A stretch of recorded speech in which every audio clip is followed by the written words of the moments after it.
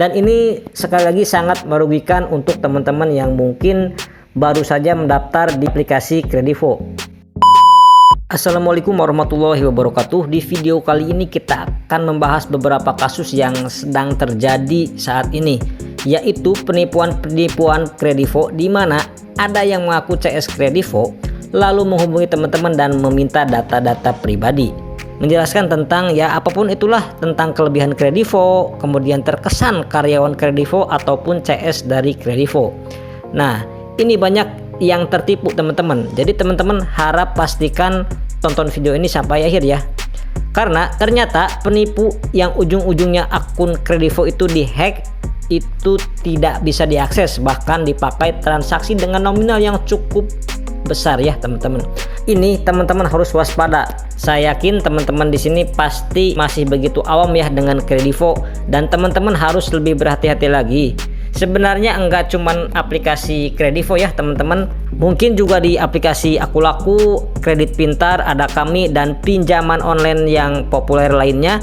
Ketika teman-teman mendapatkan telepon mau itu mengaku dari CS Kredivo, karyawan Kredivo, dan lain sebagainya, itu merupakan jalan para penipu pinjaman online tersebut untuk mengakses akun teman-teman dan membuat transaksi di akun teman-teman.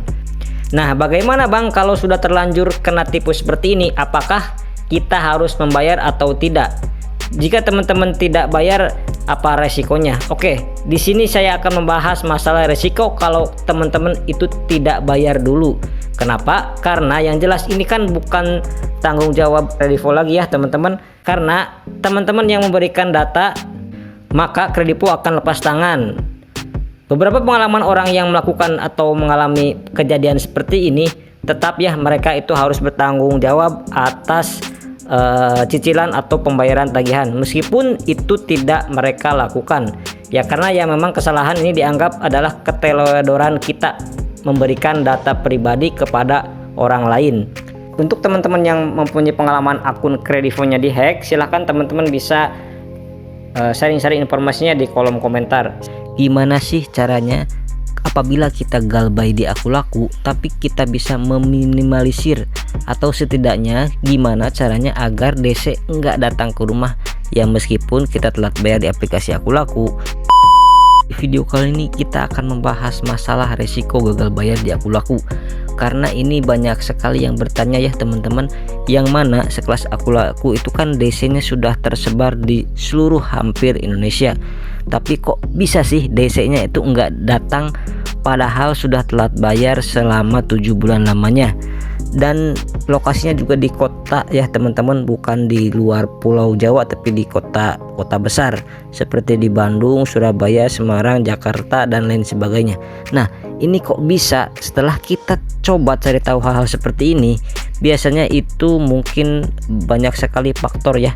Di antaranya banyak di daerah tersebut memang itu hutangnya lebih besar dan galbanya sudah jauh lebih lama.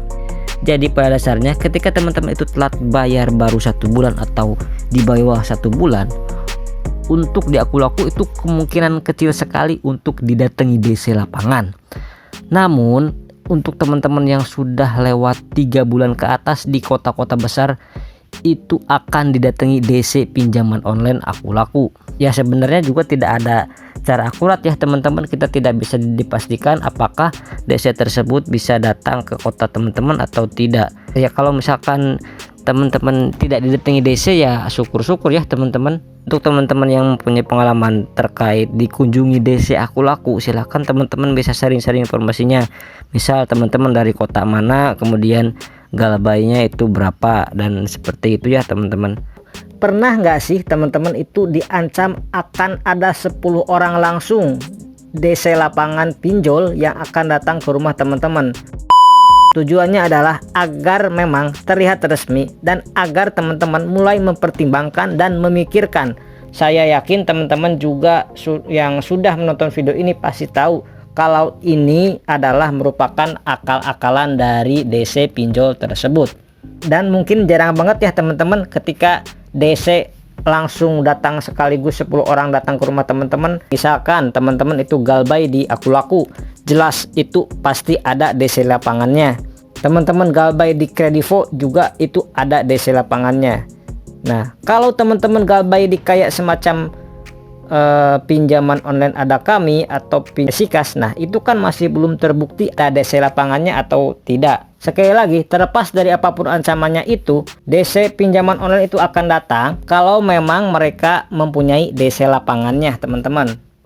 Kalau enggak, ya itu cuman ancaman belakang aja. Dan enggak kalah penting juga, mau datang berapa puluh orang pun ke rumah teman-teman, selama teman-teman minjamnya di aplikasi pinjaman online legal, maka 1000% teman-teman tetap bakal aman. Nah, untuk teman-teman yang pernah dikunjungi DC lapangan pinjaman online, silahkan teman-teman bisa sharing-sharing informasinya di kolom komentar. Sekian dulu di video kali ini, mudah-mudahan informasi ini bermanfaat untuk teman-teman semuanya. Saya pamit, wassalamualaikum warahmatullahi wabarakatuh.